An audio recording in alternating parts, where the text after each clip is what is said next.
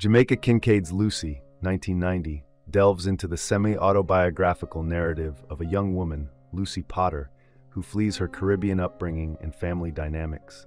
Strained by her tumultuous relationship with her mother, Lucy seeks solace in self-imposed exile, navigating the urban landscape of America, reminiscent of New York City. However, her rebellious rejection of her upbringing fails to liberate her into self-discovery. Instead, her actions, fueled by opposition rather than personal desires, leave her feeling unfulfilled. At 19, Lucy leaves the West Indies for the USA in 1969, taking on the role of nanny for Mariah and Lewis, a wealthy white couple with 4 daughters. Arriving in the cold January of the northern city, Lucy finds herself disillusioned by the stark contrast to her expectations. Despite her longing for independence from her childhood home, living amidst the opulence and apparent perfection of her employers only breeds alienation and resentment.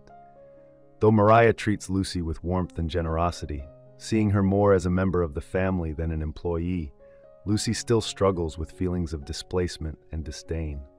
The bond she forms with Mariah is complicated, as she often sees reflections of her own mother in her.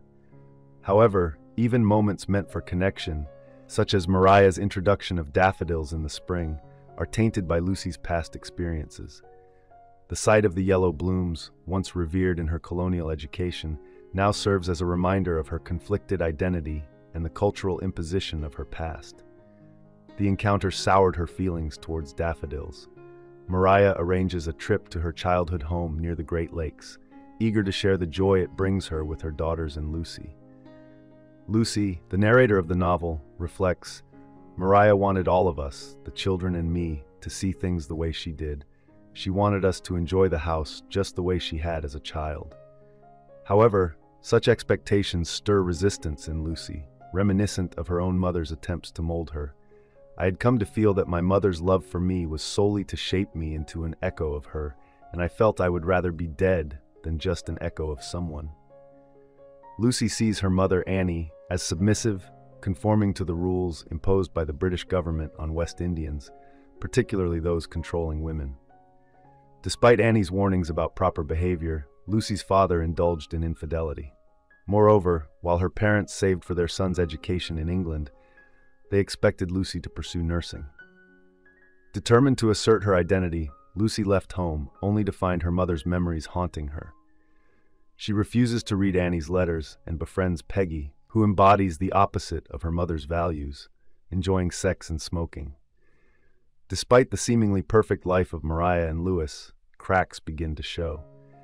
Lucy observes their increasing arguments, culminating in Lewis accidentally killing a rabbit with the family car during a heated dispute over attracting rabbits to the yard. Their troubled relationship triggers Lucy's memories of past loveless affairs. As summer approaches, the family returns to the lake house, with Lewis and Mariah's snobbish friend, Dinah, and her brother, Hugh, joining them. Although Dinah ignores Lucy, Hugh shows interest in her. Eventually, Lucy and Hugh share an intimate moment, but Lucy realizes she does not love him. Later, Lucy witnesses Lewis and Dinah in a compromising position.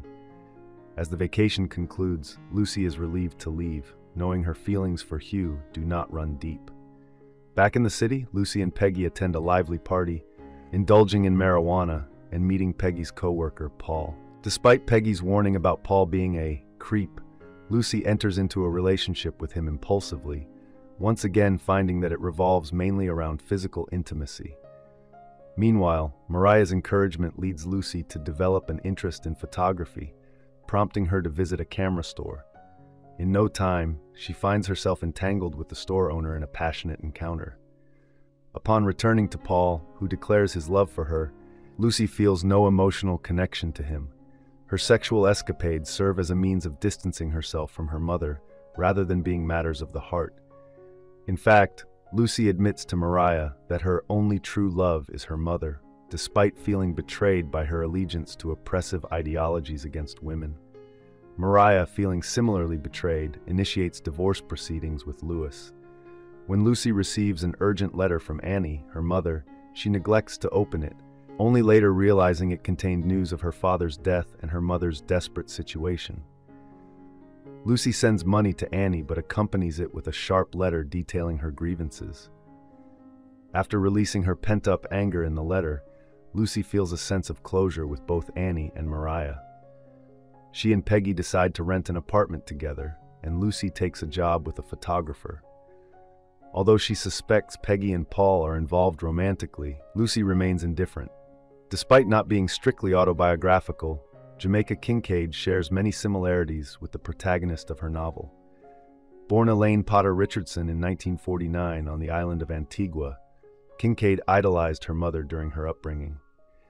However, like Lucy, her relationship with her mother deteriorated over time, leading her to leave Antigua to work as an au pair in the United States.